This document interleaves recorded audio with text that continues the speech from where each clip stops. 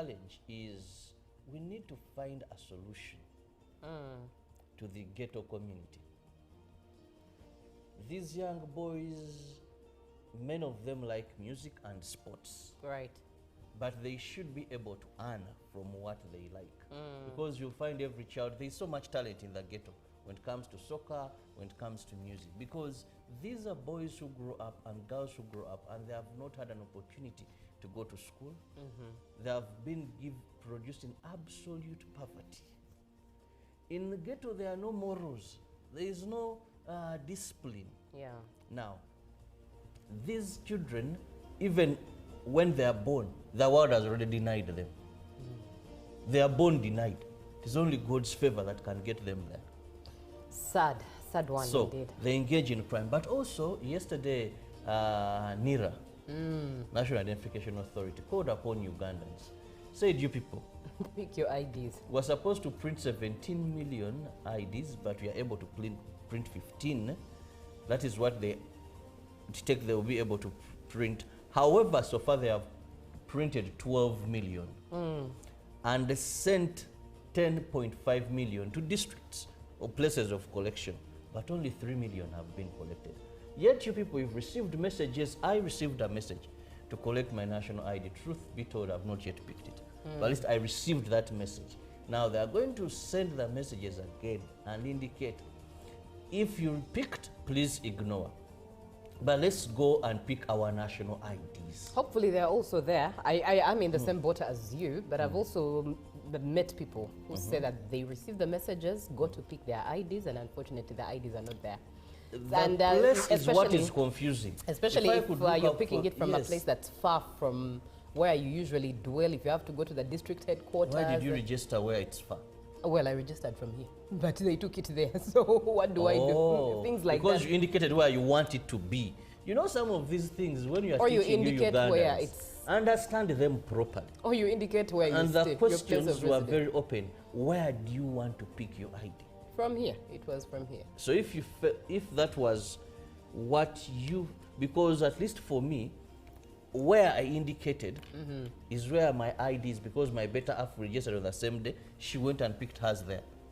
Right. Matters national ID, indeed, a lot to learn from them. But let's have a look at what we have on the local scene this morning, Robert. Well, we begin with in the police annual crime report released on Monday, a total of 18 cases related to money laundering and 1 case to terrorism financing were registered, involving approximately 20 billion and 1.2 billion respectively.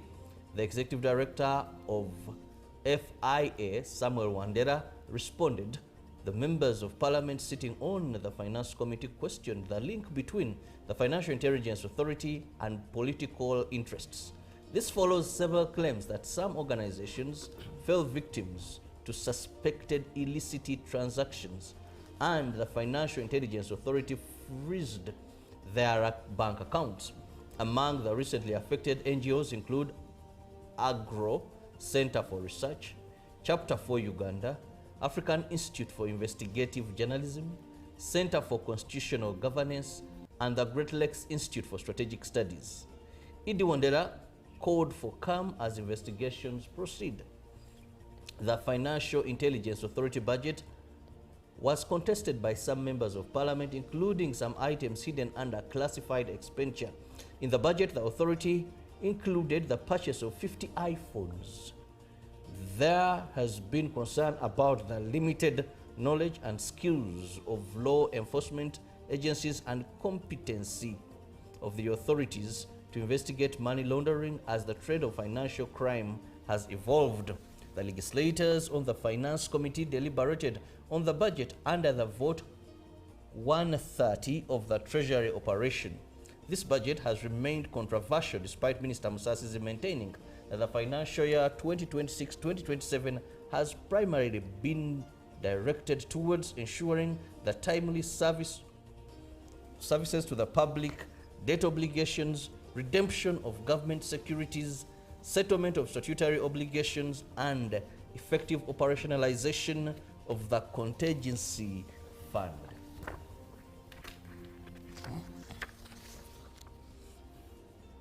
The Minister of State for Sports, Peter Ogwang, confirmed that the Confederation of African Football approved the new designs tendered in by the UPDF Engineering Brigade, thus giving them a continuation and continuous work of the second phase of renovating Mandela National Stadium.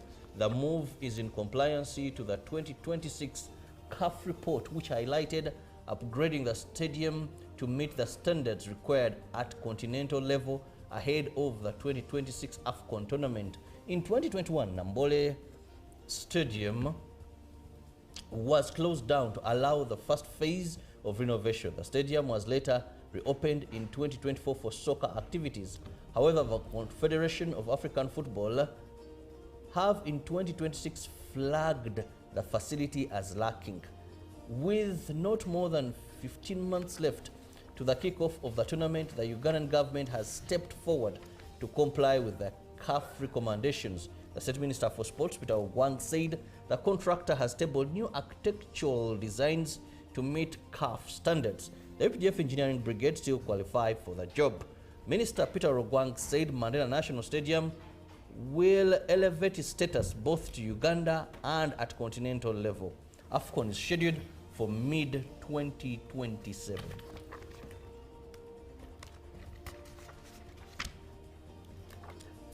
The Chief of Defense Forces of the UPDF, General Muhoozi Kainerugaba, advised UPDF officers and other sister security agencies to remain alert and ready to face the country's 21st century security and defense challenges, both continuous training and learning. The advice was contained in the CDF's speech that was delivered by the Deputy CDF Lieutenant General Charles at the graduation ceremony of 76 squadron officers of the intake course 3 of 2025-2026 held at the UPDF Air Force College in Nakasongola district. The CDF congratulated the passed out officers from the Air Force, whom he said have now joined a group of officers entrusted with the nation's protection in the air defense. General Muhoozi Kainerugaba also doubles as the Special Presidential Advisor on Special Operations, urged the newly passed out officers to always exhibit a high level of professionalism and keep healthy and fit for the nation that has heavily invested in them. General Muhoozi assured the graduates that the UPDF leadership will remain committed to prioritizing force modernization and fighting corruption. Brigadier General Alan Kalanzi, the commandant of the Nakasongola Air Force College, said the subjects covered in the course included operations of war, air navigation. The skills at arms and are critical in their line of duty. At the pass-out ceremony, the chief instructor, Colonel James Umar Ali, read out lined 4 names of star performers in the course training who were awarded with prizes by the chief guest. Finally, on the local scene, pharmaceuticals professionals are alarmed by the adoption of the National Drugs and Health Products Bill 2025 by Parliament, which Clause 31 contradicts the regional and international standards. Scientists say Clause 31 restricts the supervision of pharmaceutical manufacturing exclusively to pharmacists. They have petitioned President Museveni not to assent to it in its current form. The bill passed by Parliament last week enhances quality assurance, safety and availability of medicines and health products. But Clause 31 contradicts regional and international standards of the East African community. Similarly, the World Health Organization's standards emphasize expertise and experience, not restricted to single professional title. By limiting this role, Uganda risks isolating itself from regional harmonization efforts. Well, that brings us to the end of our local stories. Let's take a look at what Julie has for us on the international scene. All right, thank you very much, Robert. On the international scene, we're starting off with matters Iran. Of course, sad stories there. The death of an 11-year-old Iranian boy reportedly killed in an airstrike while manning a security checkpoint alongside his father in Tehran. And this through focus on a new initiative to recruit children into security services. Ali Reza Jafari's mother, Sadaf Munfarad, told the municipality-run newspaper Hamshari that the pair had been helping besiege volunteer militia patrols and checkpoints to maintain the security of Tehran and its people when they were killed on 11th March.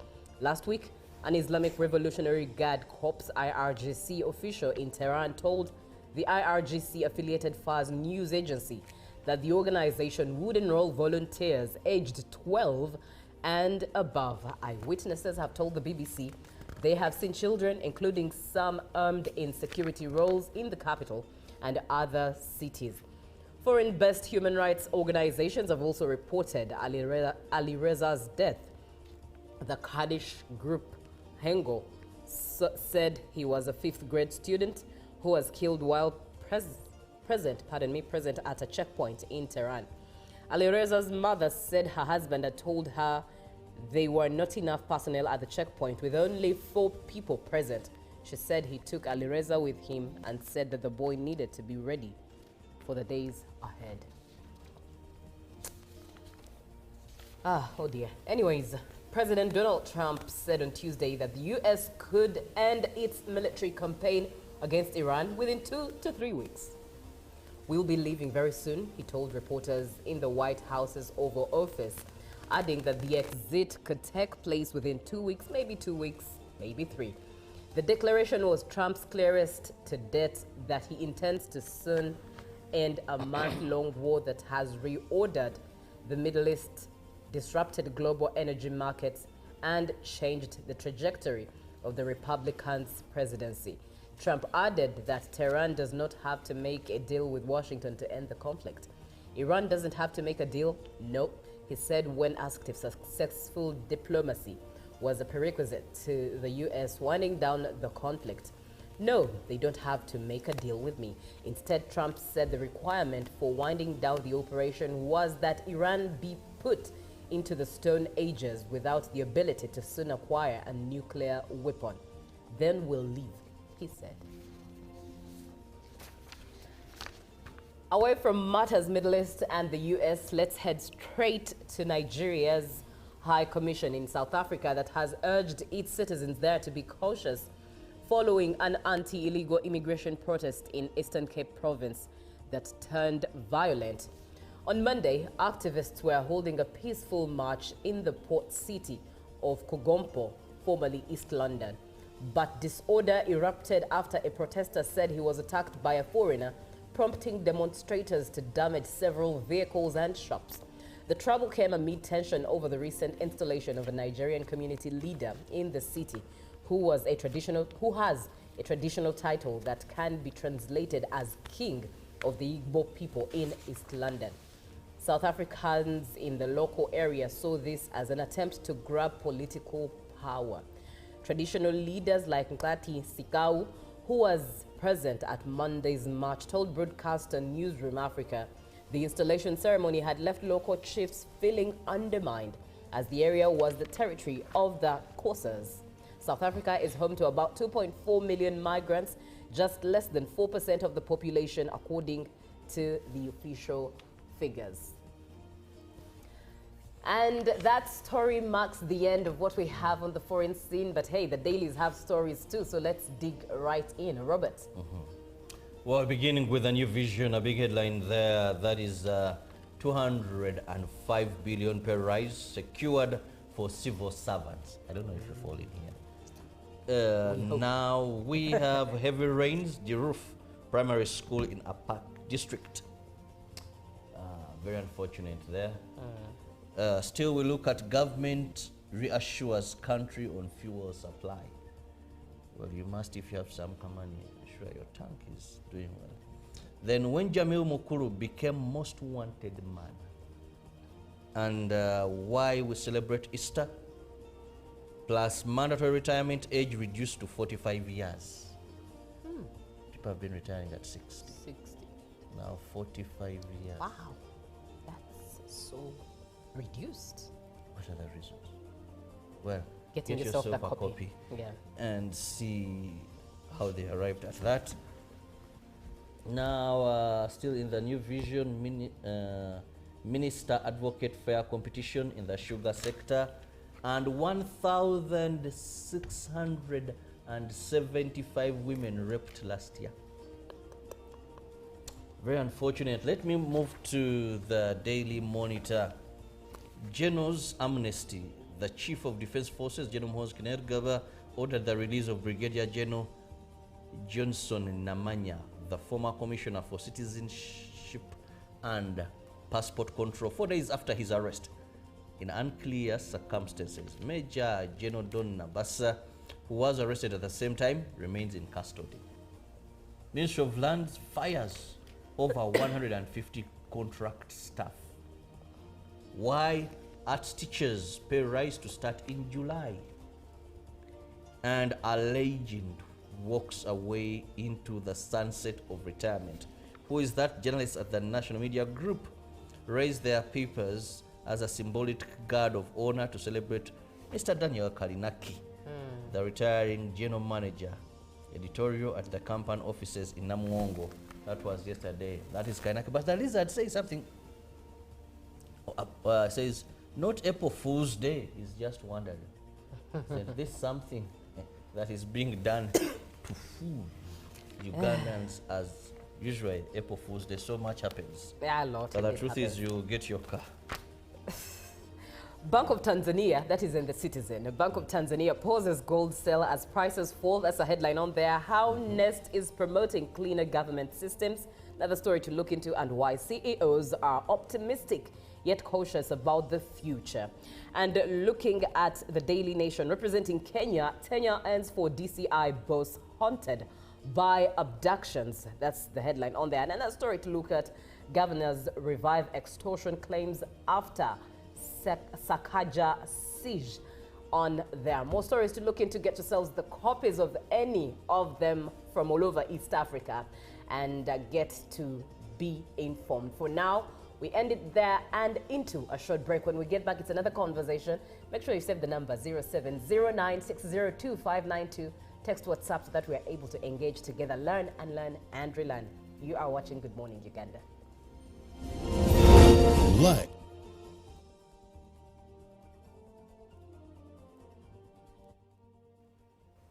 A very good morning to you. It's the 1st of April 2026.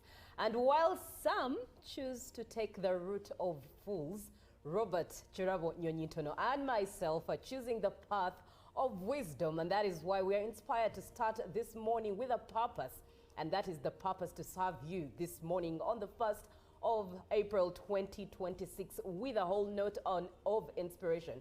And you choose to remember that every morning, every day, his mercies are new every morning.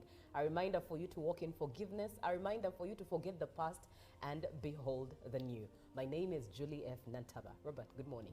A lovely morning to you, Julie. I must say you look very gorgeous this morning. Glory to God. Thank you. And because of that, All right. just after the show, remind me, I want to take you to a car bond and you choose a car of your choice. Lovely, as long as my husband approves. Yeah. No, these things don't have husband. You either take the car or leave it. I know. Yeah, because it's an offer I'm giving you today on the 1st of April. Yeah, so after the show, Interesting. we are walking down to any car bond and you choose a car of your choice, not exceeding 50 million Uganda shillings. Interesting. So that is the car I'm giving you. But away from that, Right. I was looking at the police annual crime report that was released yesterday, where Kampala registered the highest number of crimes. And to be very exact, that is Kampala Metropolitan, where they registered the highest number of thefts in Kampala, and that is much in the east. Which is your area code, I think. Now, and to be more specific, St. Benedicto zone. Now here, when you look at the case of 669, crime at its best. Now I understand this area very well because I was once staying in that part of this country. Right. But the biggest challenge is we need to find a solution to the ghetto community. These young boys, many of them like music and sports. Right. but they should be able to earn from what they like. Because you'll find every child, there's so much talent in the ghetto when it comes to soccer, when it comes to music, because these are boys who grow up and girls who grow up and they have not had an opportunity to go to school. They have been produced in absolute poverty. In the ghetto, there are no morals.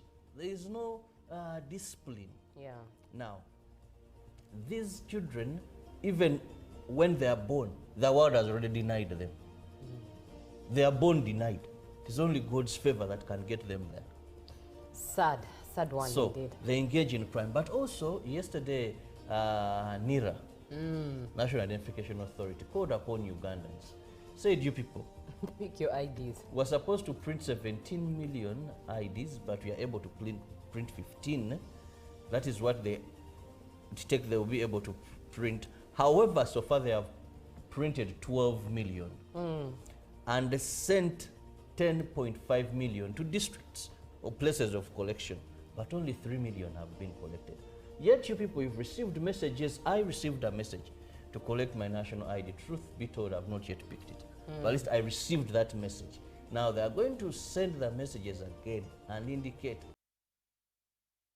Pick of the day on UBC. Every Wednesday, 10 p.m. on your public broadcaster.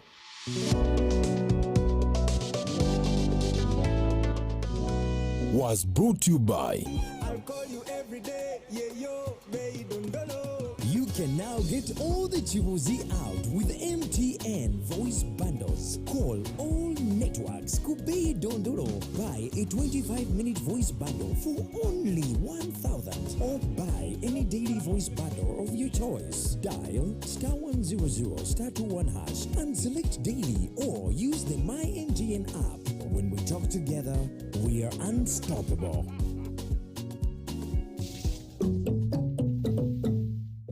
Exercise can't be sustained. Eating can't be stopped. It's even harder to lose weight. Come and give it a try. Genshikang L-carnitine chromium capsules, plant extract, scientific ratio, take 3 capsules each time. The active ingredient accelerates fat burning,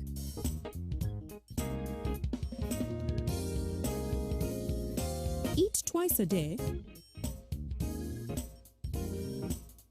don't take a detour. Weight loss starts now.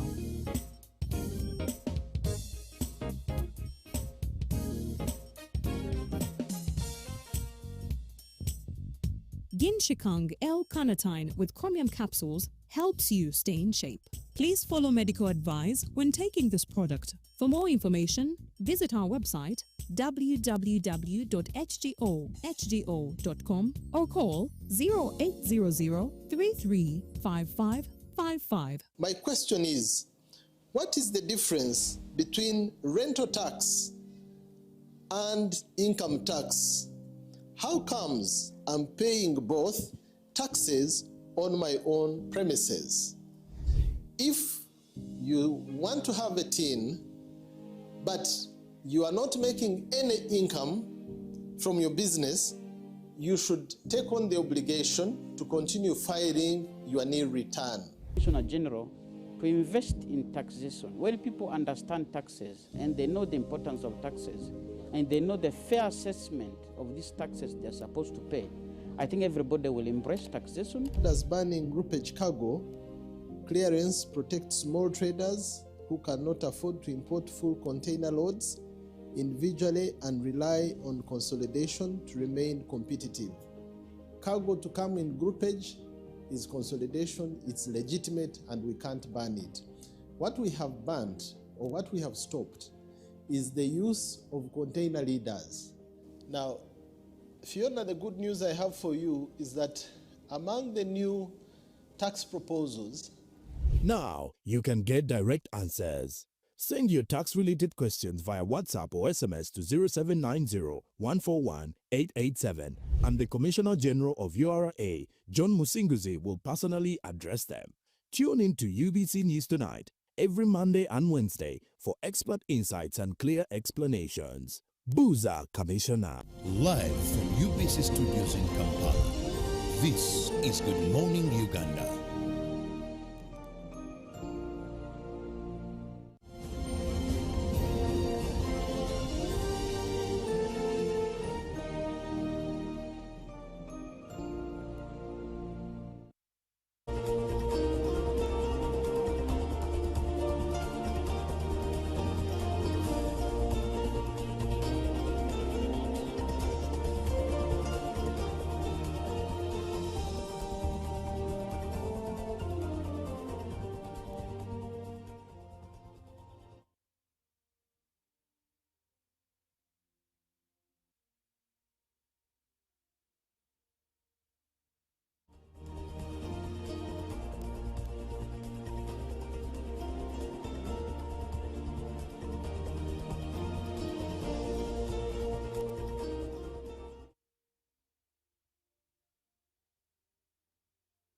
Morning Uganda, thank you so much for watching UBC TV this cold Wednesday morning, the 1st of April, marking the beginning of another quarter for the year. 3 months off of 2026, but looking forward to the rest of it for as long as you are alive. Now it's time for The Real, and we're looking at a story that has appeared in the New Vision.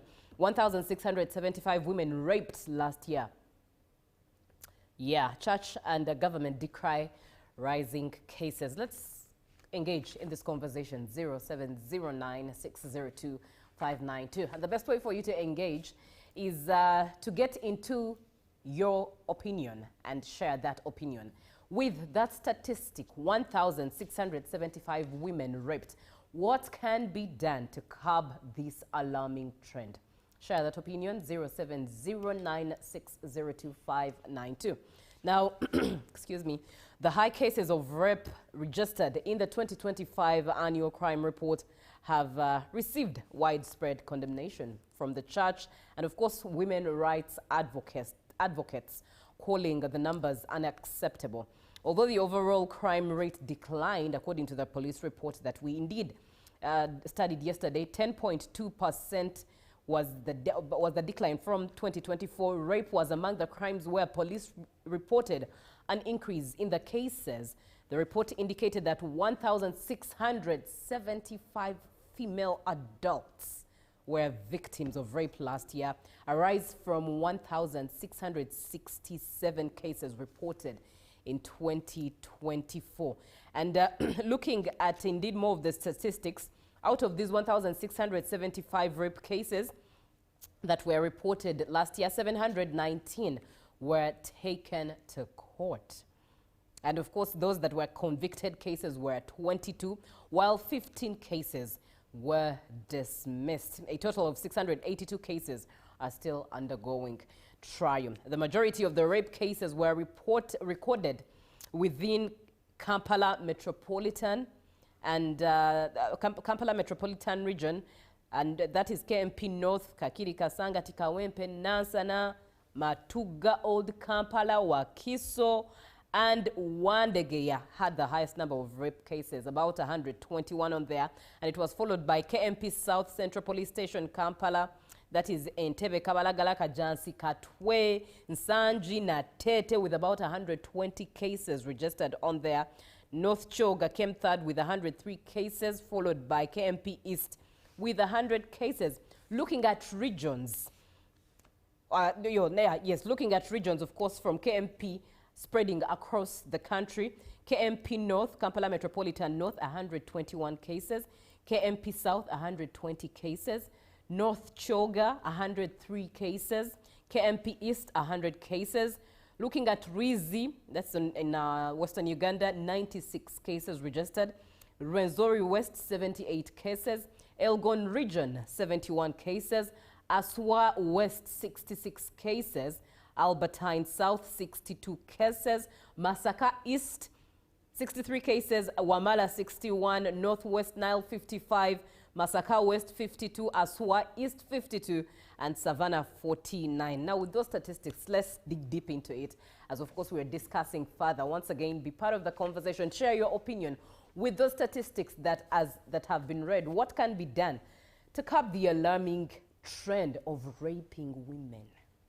How did we get here? 0709-602-592 by text, WhatsApp, but you can also engage our social media platforms at UBCTV Uganda. The hashtag is UBCGMU. And just to start it off with Robert, what does the figure 1,675 that has been reported tell about the current situation of sexual violence in Uganda, in your opinion? First, it speaks to the moral fiber of this country. Right. That is one. That our morals have gone to the drain. Second, it speaks to high rates of drug abuse and substances. Because most of the times, when you find rapists, a huge number of them are not in their right sense, not mentally sick, but at that time.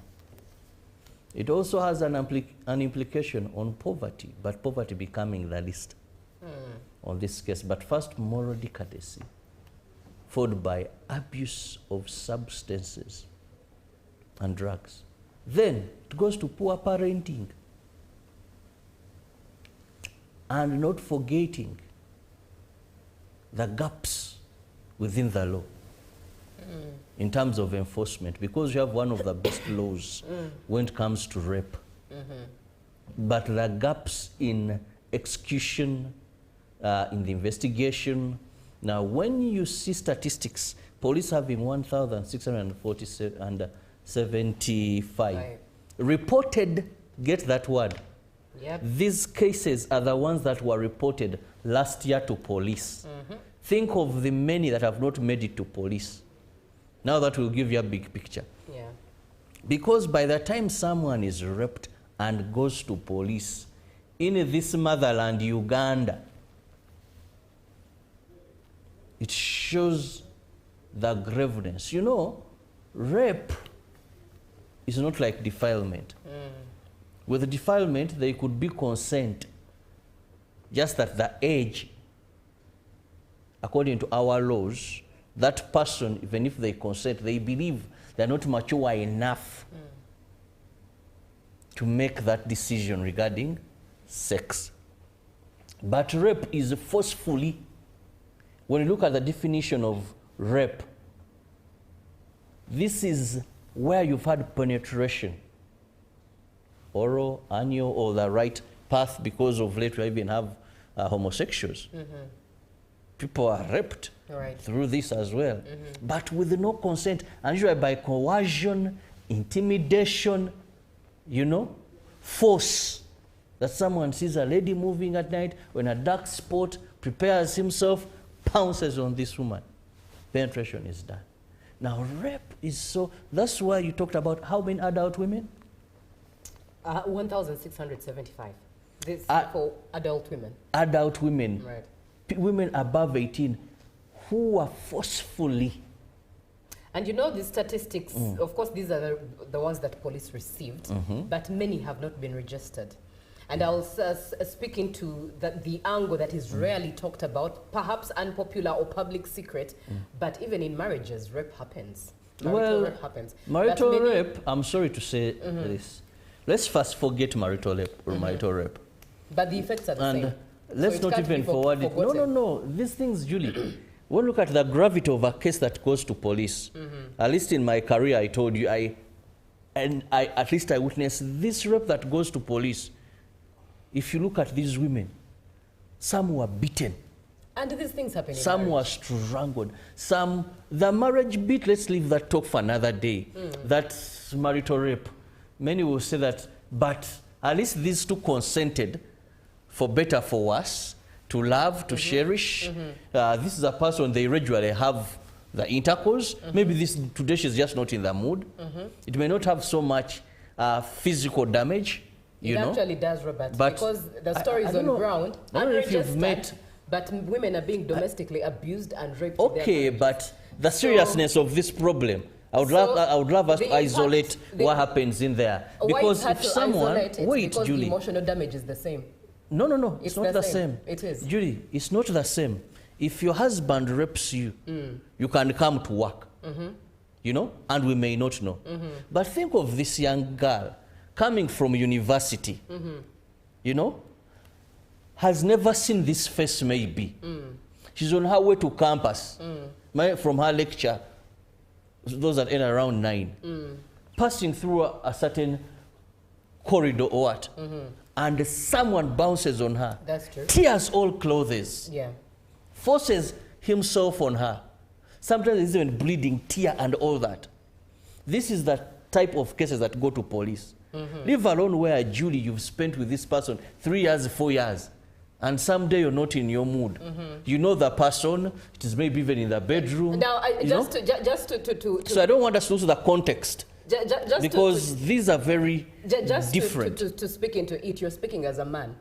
But because I'm a woman, I've seen these things happen in our community. I'm not saying it, but let's not give it the serious when you're handling this similar issue. The impact is the same. It does not, the damage is never different from the other. I told you, if you got me right. Have you had an opportunity to interview, to speak to these women we find at police, to find this woman who was raped, left unconscious, you know?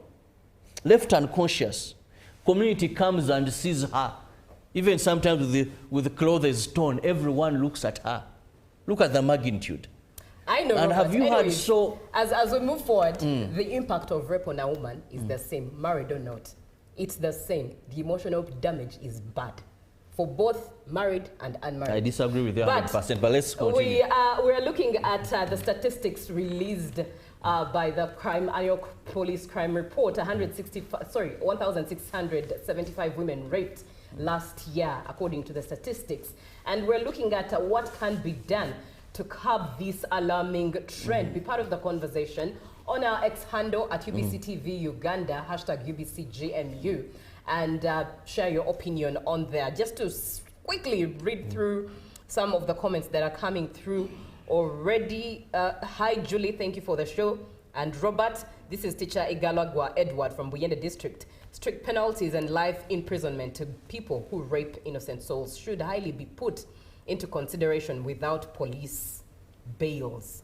And good morning, Uganda. I think the indecency of ladies in public areas has a big hand in driving to this act and the level of immorality in the society. If only government can come in on the morals of society. Edson Mohanji in Entebbe. Will it be indecency? I mean, that cannot be a reason. I do not. I'll give it a 30% out of 100. Why? Julie, in my early days, I used to go to a number of entertainment places for journalistic purposes. I used to do bar hopping. Of course, now responsibilities and age catch up with you. You know, bar hopping, you're from one bar to the other. Remember, I'm also in the bikers club. So it's a group of people who enjoy life to the fullest. Now, why am I giving that a 30%? There are some times when some women render themselves vulnerable. Not to support the action. You go to this place, this girl is dressed almost half naked or purely all naked. She drinks unaccompanied. She's become drowsy, very drunk, you know. Then she's going to move unaccompanied or move in unsafe zones. Remember, in this place, there have been men who have been observing her. Her dancing skills, waggling the waist, and all that. And some develop that thought. Those that have criminal minds will develop that thought. So she may, because usually women are taken by what they feel, men are taken by what they see. That is why when you move in the red districts, these women are dressed almost naked to attract the eye. Whereas even if men dress almost naked, they won't attract the eyes of the women because the other gender is more of what they feel. But men's side can be distracted. Now, this is just a call to our sisters. But you see, you can still be raped even in a Gomasi. You can still drink. That's why I gave it a 30%. That's why I gave it a 30%. That sometimes your dress code, where you are, how you act, may render you to evil-minded people because you've made yourself vulnerable. Right. Now, allow me complete some of the comments, and then we'll also look at the issue of regions. Good morning, Madam Julia and Mr. Robert. This is Mungufeni Zeno from Tororo. This is an alarming trend, and there needs to be punitive measures to deter the offenders. Women need immediate protection. Okay, this is off the topic, but let's look at the issue of regions. As we've seen statistics, mostly Kampala Metropolitan actually holds the highest statistics. And then if we move to the West, Rizi 96, West Resori West 78, but you can see the Kampala Metropolitans are in 100s, 120, 121, 100s, nothing below 100. What do you think this is saying? One, urban centers or Kampala bring together various, it's the high population. You know, sometimes population has a connection to crime. Where the high population too, the lifestyle. For example, in villages, Julie, you'll find, or in rural areas, that maybe by 10 or 11, it is hard to find a woman walking alone. If you've once drove in these very remote areas. Actually, it's interesting that the remotest of areas, women walk alone at night. But not so... I will talk of places like Rubuguri. Yes, not so very common. At least people wonder. You find women walking alone at 9 p.m. 9, but not 11 midnight. I'm speaking 9 p.m. because these areas are dark, thin, full of forest cover. Most of the times, and even there, for example, if a man has daughters, they still have systems that are working. At what time should these daughters be in the house? Now, when you come to Kampala, nature of work, what we've adopted as society, freedoms, there's so much entertainment, you know.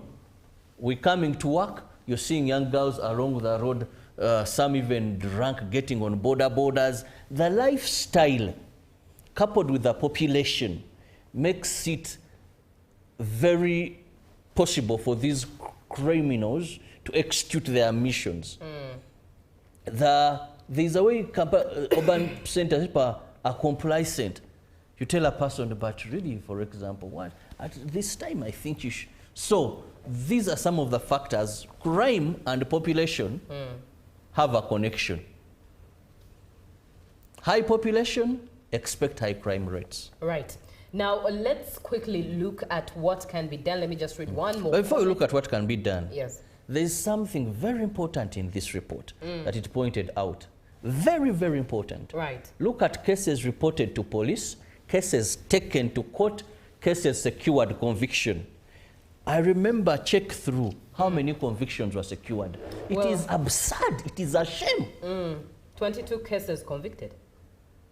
Now, 1,675 cases reported, 719 taken to court. 719. Yeah. 719 taken to court. Members watching us, listen to this properly. Police registers 1,675 cases. Right. And look at how many are taken to court. 719 cases go to court. What do you think happens to these ones that are not taken to court? Given your expertise, you know, being around police stations and... One, they die a premature death. Reason, sometimes it's very hard to get witnesses. Sometimes many of these cases are sorted within police, by the way. And I've seen it happen. Sorted within there. I told you earlier that one of the most profitable cases is rape and defilement. Everyone will yearn for that. The other one would have been armed robbery, but because there is a gun involved, our government is very strict where weapons are involved. But rape and defilement, those cases attract attention. They are profitable to handle by any investigative officer. Because the person knows that if convicted, so the committer of this, the suspect, will do whatever it takes not to face the wrath of the law. Now, when you talk about... 719 taken to court, taken and to then court. 22 convictions secured. This is the greatest shame we've registered 2020. As a country, we can't have 719 cases taken to court of rape, and the conviction comes on 22. This is not even a 10%, not even a 0.1%, only 22. And then 682 cases still undergoing trial. 682. 682. Now, I want to tell you, these 682 cases may take a decade to be resolved. Will that still be justice?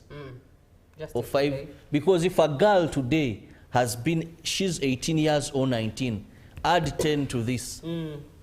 Will you still have the witnesses? Or add 5 to this. Will you still have the witnesses? So this report, for me, my highlight is not even the number of cases registered by police. It is very bad, overwhelming. But the conviction rate of these suspects is the shame. Fellow Ugandans, we must ensure that justice prevails. We can't have only 22 convictions. We can't. And this calls for all of us. You who was an eyewitness, to come and testify. Because we shall need, court will need witnesses. You who is the judge in this case, you know, everyone who has a responsibility at court level, we must ensure that convictions are secured at court level. Right. A judge, if you have so many cases, and among the files before you is rape, it should be priority. Actually, I think members of parliament, you should move something in parliament that as we give political cases mileage or privilege over others or priority. Right. When someone goes to, there's a presidential election petitions, there's a time limit. Even for rape cases, I would propose that we have a limit when this case is filed, when this case must be dealt with, a conviction or a person declared innocent. But it is very absurd that at court level you have 719 cases and convictions go for only 22 cases. And it is not that the rest, the culprits or the suspects were innocent and therefore they were exonerated by court. No. It is sad that you have 682 cases still pending.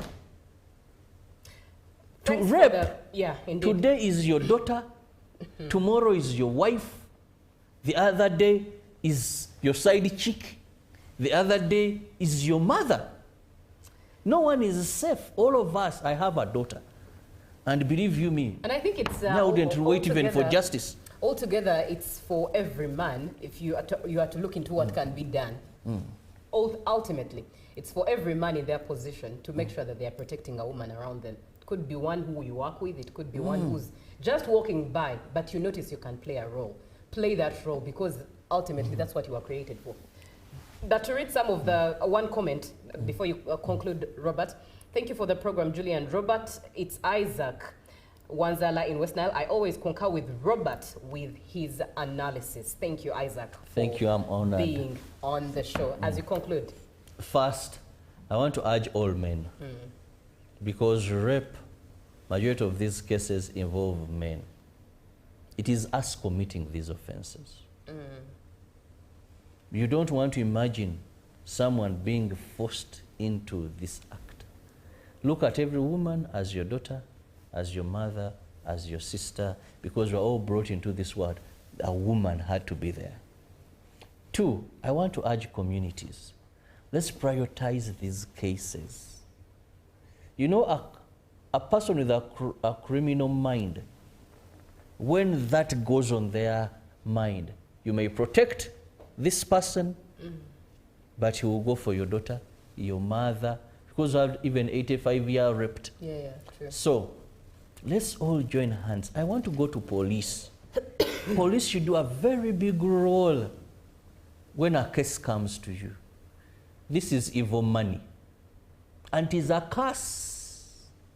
Anyone following a file of rape and you sacrifice justice for monetary benefits, either you're in judiciary, either you're in police, whoever handles this file, I want to tell you, this is evil money, and vengeance belongs to the Lord. but you will pay, your children will pay, your grandchildren will pay. Think of this woman who sheds blood in this action. In the Bible, there's when God asked, I think it was Cain, where is your brother? And he said, am I my brother? But he said, his blood, I can hear his blood. Crying out. Crying out. Right. These victims, because you've denied them justice, their blood, and may the curse go upon you. We cannot have these records. We need primitive action. We need to deter. Rape should be the most feared because it is expeditiously dealt with, and every Ugandan is against it. Avoid curses on generations and generations to come after you. Right. With that conclusion, I cannot even add to what Robert has said. We'll bring it to a close. Up next is GMU Tourism Express, and Robert will be back with business, and I'll be back with the agenda. Good morning.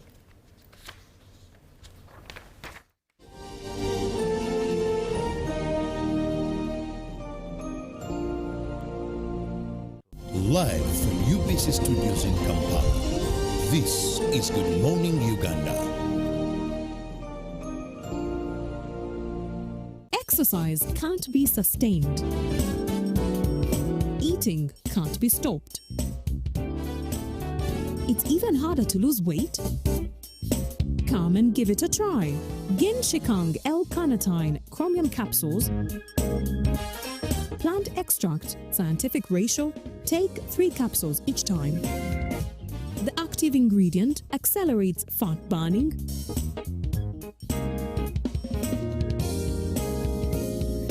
eat twice a day, don't take a detour. Weight loss starts now.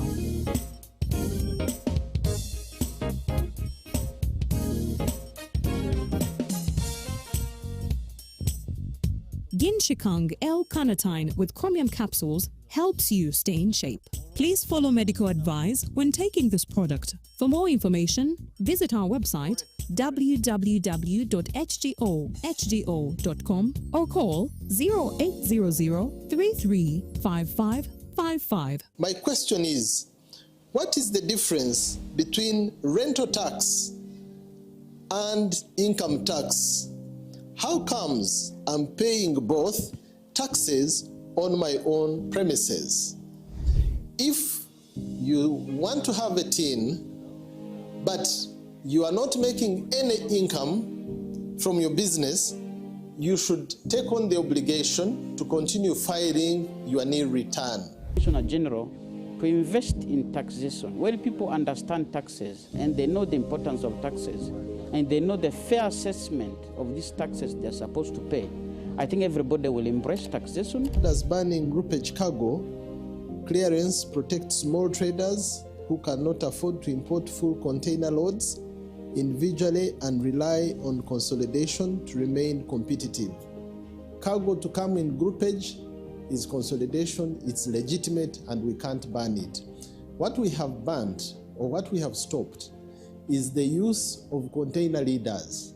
Now, Fiona, the good news I have for you is that among the new tax proposals, now you can get direct answers. Send your tax-related questions via WhatsApp or SMS to 0790-141-887, and the Commissioner General of URA, John Musinguzi, will personally address them.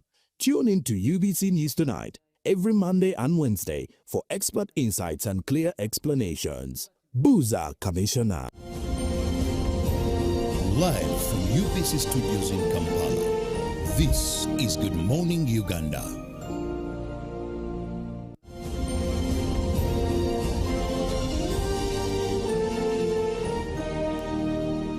Brought to you by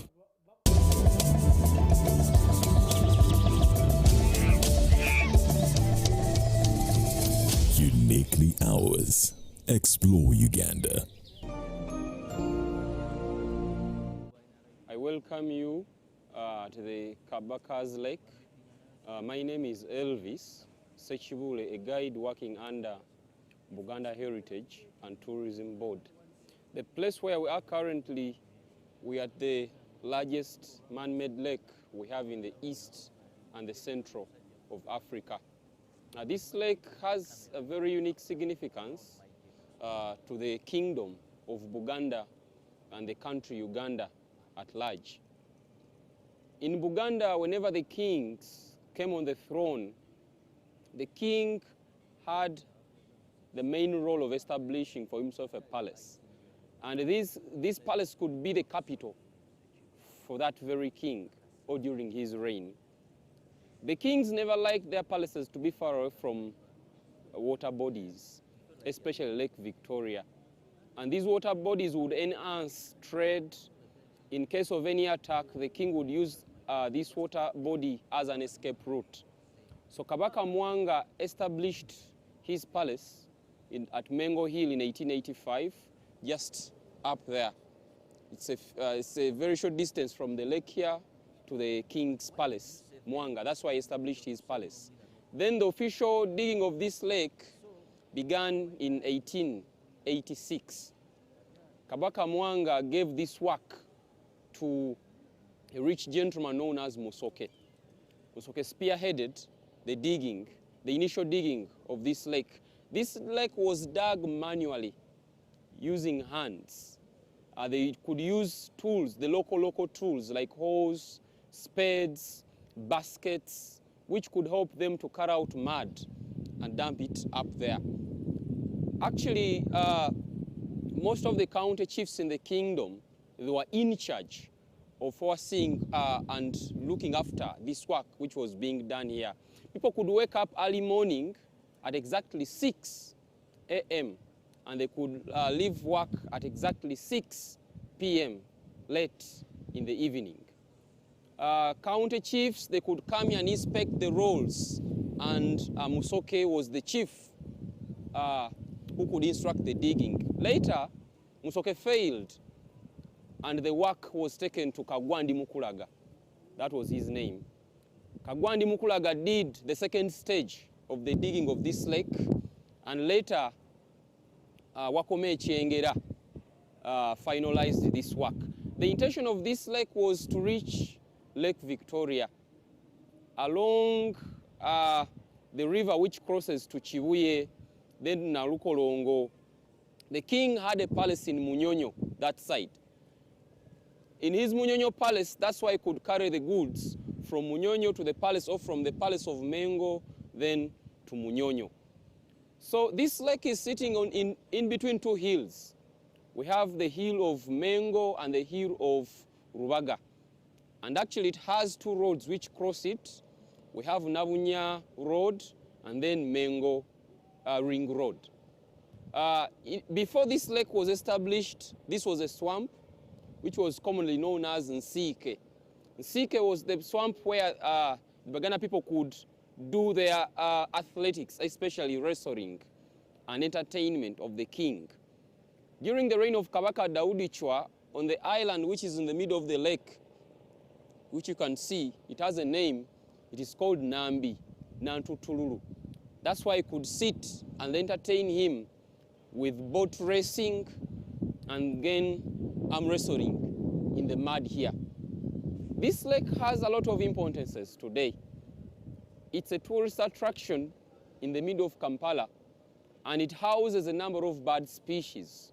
We have great cormorants, we have the Hadada ibis here, we have the open-billed stork, we have the cattle egrets, and many, many others. So visitors who are passionate about birding, Kabaka's Lake in Kampala is also a priority. More on this, to be more specific, this lake houses a number of fish species. In the future plans of the kingdom, for those who will be passionate about sport fishing, this will be a very, very good place. It has generated a number of employment opportunities to people living around it. The youths who wash vehicles around here. It has enhanced also building activities. The hotel where we are currently, Popo, St. Lawrence University, and other infrastructure around, whereby they drain water from this very, very lake. It is called the Kabaka's Lake. Kabaka literally means the king. That's the title given to the king of Buganda, Nyanja ya Kabaka. Today there is a plan of developing of this area, and the chairperson of this project was Freeman Chiimba. That was the role given to him. The last mapping showed that this lake is sitting on 57 acres of land, and the current depth is 5 feet deep in the ground. It's considered to be the largest man-made lake we have in the eastern center of Africa, and we expect that the developments which will be done on it will generate more employment opportunities, and it will be crucial to the people who are living around it. I thank you very much. My name is Elvis Sechibule, guide with the Buganda Heritage and Tourism Board.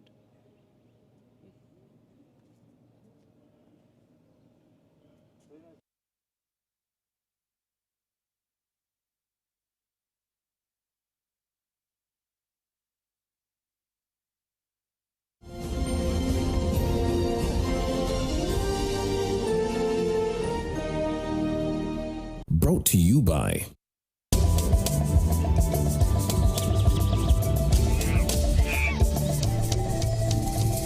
Uniquely Ours. Explore Uganda.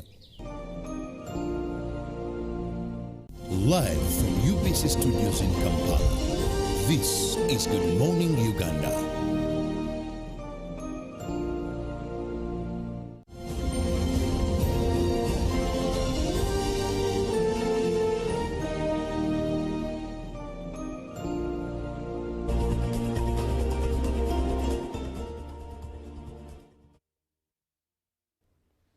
Welcome back from the business, from Tourism Express. Sorry, business is so much on my mind, as it is the segment that we are going to be looking at how the business world and what we were able to get for you. Now let's begin with the sugarcane farmers in Busoga and Buganda regions who have rejected to be bound by the Prime Minister's directive of removal of all way bridges located across the country. Recently, the Prime Minister, Rob Banja, directed all sugarcane way bridges to be removed due to reasons stated including manipulating the farmers, among other issues. Sugarcane farmers in Buganda have met to discuss this. Now let's take a look at this story.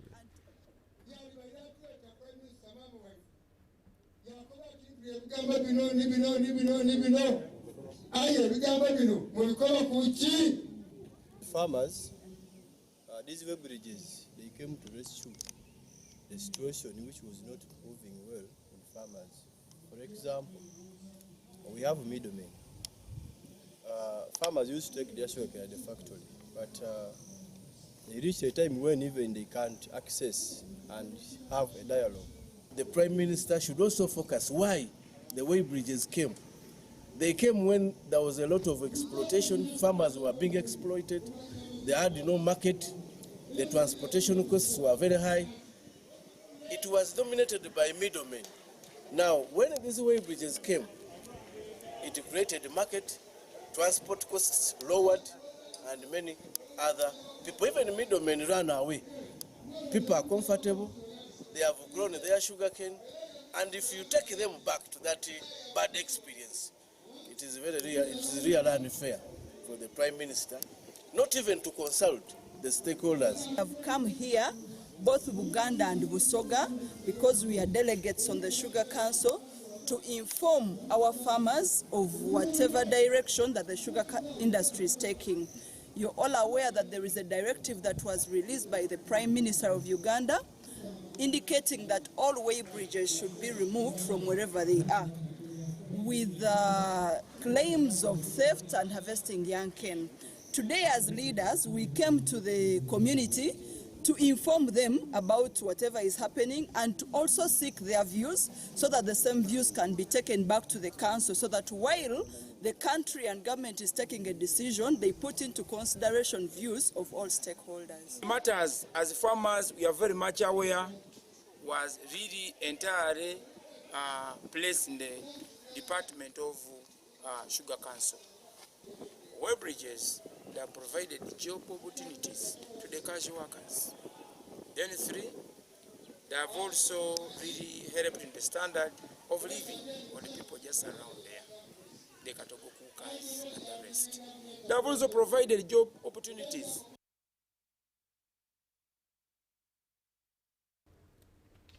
And there are sugarcane farmers, their council seeking views on web bridges. Now, Bank of Baroda, Uganda, has released the 2025 annual results, reporting a year of exceptional performance and resilience.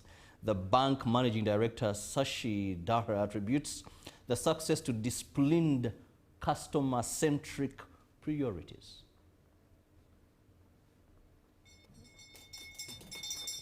Managing Director Shashi Dar attributes this success to a disciplined execution of customer-centric priorities by embracing a digital-first approach. Many of the banks are diversifying into bank assurance, unit trust, and various other new products. We are examining and all the time we are alert and agile to examine each and every possibility and opportunity that comes our way. And all these things we are vetting. But at the same time, when there is a productivity analysis, we see at what stage, how much resource, not only the financial, but also in terms of human capital, is yielding. The bank has moved away from traditional paper-heavy processes, favoring electronic documentation and faster transaction platforms. The bank's total assets surged by over 13% to reach nearly 3.5 trillion shillings, while customer deposits grew to 2.52 trillion shillings. This financial growth allowed the bank to significantly expand its support for the local economy. Even though we are in the aggressive in the manufacturing and agro-processing thing, at the same time we diversify among the industry. We are not concentrated to any particular industry as on today. The bank's discipline has translated into direct rewards for shareholders, with earnings per share rising to 10.46 shillings, up from 8.93 the previous year. As a result, the board is recommending a dividend payout of 90 billion shillings, which comes to 6 shillings per share. An investor would ultimately look at those particular areas and see where is the leadership going, and in terms of strategy, but also how is the business performing. If you look at the growth over the numbers they've shared, why wouldn't an investor not participate, and why wouldn't the returns? Because at the end of the day, an investor is looking for return. Despite facing a complex global economic landscape, the bank achieved a 17.08% increase in profit after tax, which climbed to 156.84 billion shillings. Wadulo Arnold Mark in Kampala. Moving on, the Ugandans have been urged to embrace green energy solutions by bridging the skills gap through technical and vocational education. The call was made during the official opening of Green Energy for Women and Youth for Resilience training. Now, let's take a look at this. Adopting green energy solutions will conserve the environment and promote sustainable development. A senior clean cooking officer at the Clean Cooking Unit, Justin Akumu, urged Ugandans to embrace clean cooking technologies to reduce environmental degradation and improve livelihoods. Employed to start doing the actual work, then you have to go back and reskill them. But then when you go back to do the reskilling, you find that the vocational institutes don't even have the machines and the equipment needed to provide those skills. They don't even have the trainers that are needed to deliver that training. So as the Ministry of Energy, we really appreciate this intervention so that we can go back and identify what are the capacity gaps. Can we support with provision of equipment that is needed for training, the additional skill set that is needed for clean energy, so that when these students now get into the market as experts, they really have the skills that we need. A lecturer at Makerere University Business School and principal investigator of the green energy training, Dr. Sylvia Alakit, called upon the government to support clean energy transformation projects. We focused on two things. One was waste energy because of the Chitezi issue. So how can they use waste around their areas to make energy to cook? And the second one was to make cook stoves that are energy efficient. such that when the energy is made, we are using efficient cook stoves. There are glaring numbers about our country and around 3 key areas. One of them is the level of energy poverty in our country. In Uganda, 66% of the population face energy poverty. Specifically, we realize that over 90% of households and small enterprises lack access to clean energy and technologies. Principal Robert Bagumisirize encouraged youth and women to take advantage of green energy opportunities to contribute to environmental conservation. But then also, out of this project, we are looking at the new curriculum of what has been existing. We have been having the trainings, but we haven't been it hasn't been organized in the form of a curriculum. So this project has enabled us to acquire those curriculums and therefore aligning our trainings in that particular area of training. And we hope that we shall really deliver, first of all, on time, and so we request to all the stakeholders to do their part on time, please. We do continuously. And moving on, leaders across the transport sector have united under their National Transport Alliance Union to leverage numbers for economic growth. The union business product advisor Fred Senoga said this will revolutionize Uganda's transport sector. Let's take a look at this as well. Uganda's transport sector is vast and dynamic due to thousands of operators ranging from border borders, taxis to bus drivers. With its potential capacity in delivering economic development through jobs and service delivery, leaders from these diverse segments have come together to commercialize it under the National Transport Alliance Union. This is going to be the biggest economical revolution egenda okubeera mu bulamu bwaffe. Gino emyaka 5 teriyo kintu kigenda kusinga bunene union. So this platform kyegenda okukola, we're going to create more jobs. Tugenda kuleeta amakampuni gabeere bapatana baffe n'abakola service.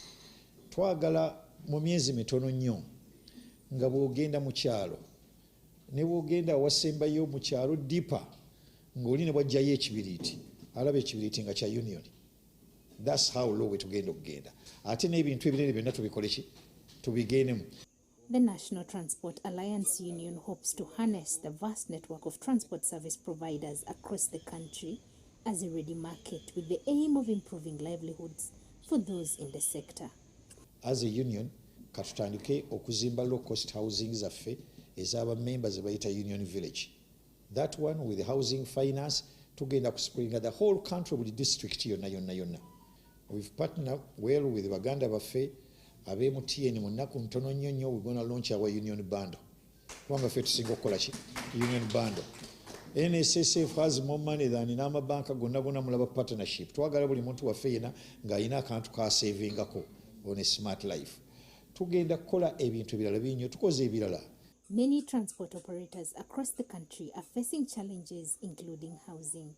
The National Transport Alliance Union could play a pivotal role in transforming the lives of Ugandans in this industry as it aims to create markets, boost employment and improve livelihoods. Take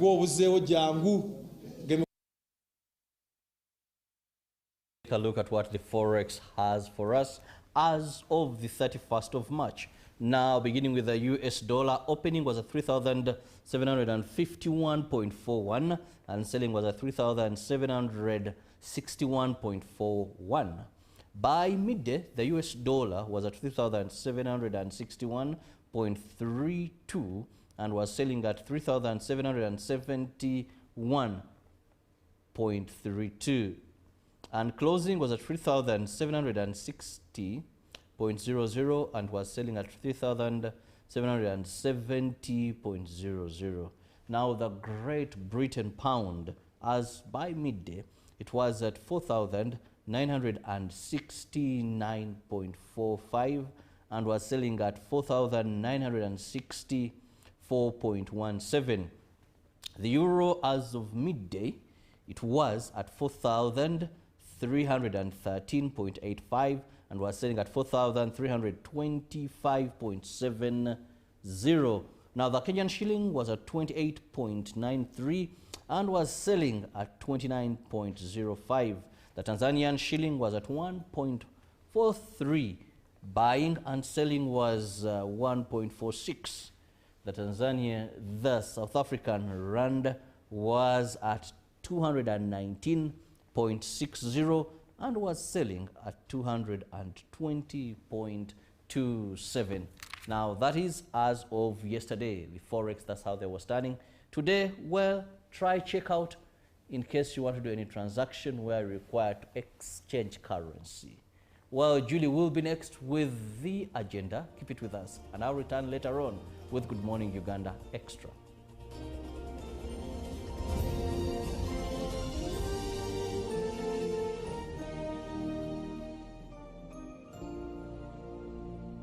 Live from UBC Studios in Kampala, this is Good Morning Uganda. Pick of the day on UBC. Every Wednesday, 10 p.m. on your public broadcaster.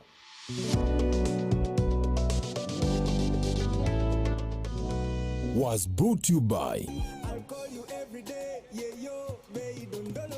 You can now get all the Chibuzi out with MTN voice bundles. Call all networks. Kubei Dondoro. Buy a 25-minute voice bundle for only 1,000 or buy any daily voice bundle of your choice. Dial *100 *21 hash and select daily or use the My MTN app. When we talk together, we are unstoppable.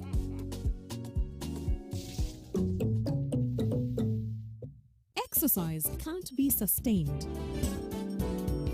Eating can't be stopped.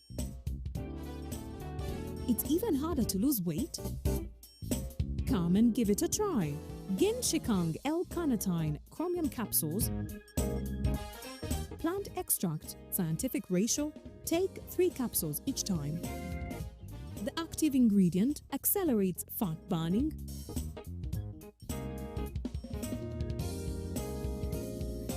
Eat twice a day. Don't take a detour. Weight loss starts now.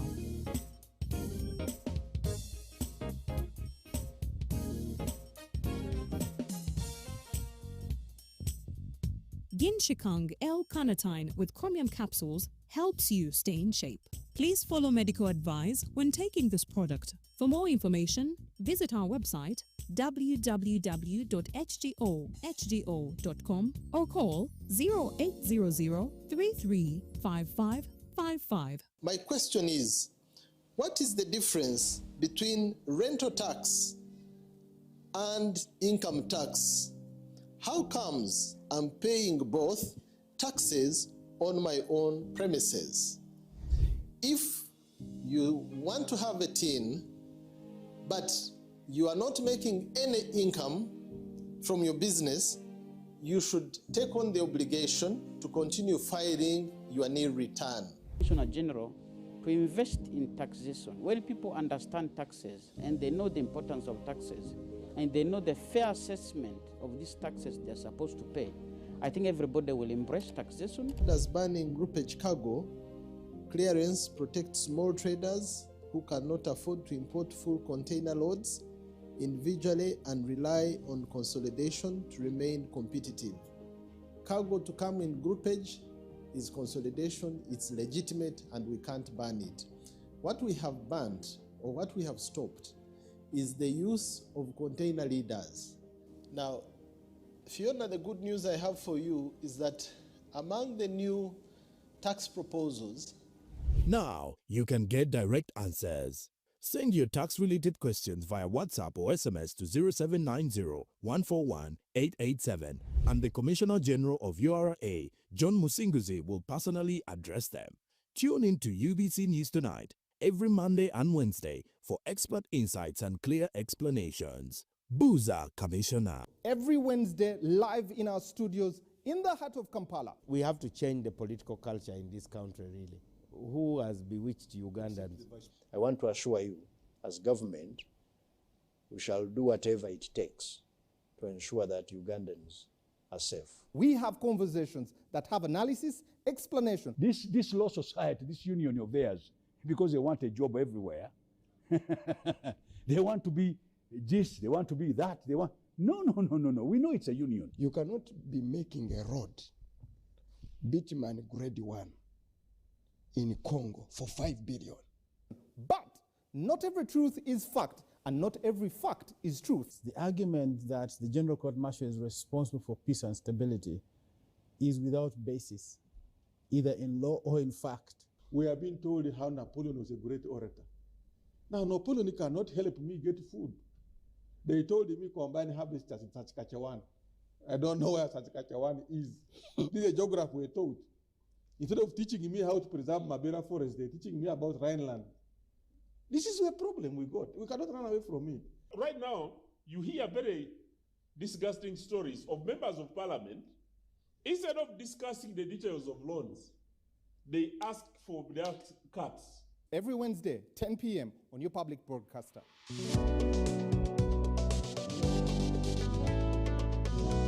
All on your public broadcaster, UBC, inspiring Uganda.